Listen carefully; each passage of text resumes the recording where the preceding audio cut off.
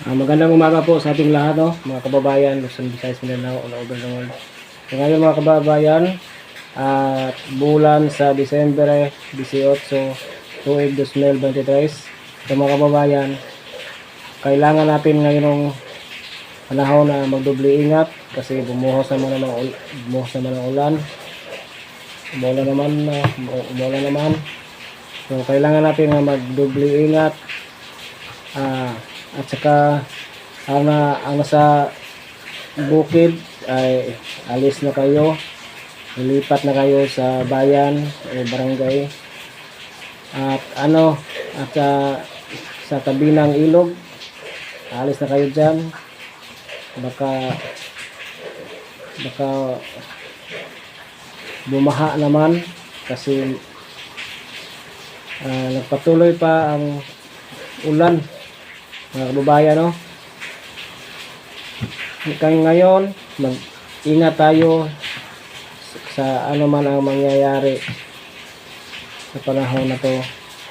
So, kailangan natin mag-ingat palagi, araw-araw. Hindi natin maasahan ang mga pangyayari. So, ngayon, mga kababayan, please like, share, and subscribe sa aking channel. Sa hindi pa nakasubscribe, subscribe na kayo para update kayo sa aking mga video. So, mga kababayan, maraming salamat po sa mga viewers o subscriber, no? Kasi sana suportahan niyo ako sa aking channel para makatulong tayo sa mga taong nangangailangan ng tulong. Ang purpose ko ito at makatulong ng mga tao na nangangailangan. Kasi hindi pa kaya sa akin na kasi wala pa akong pundo, hindi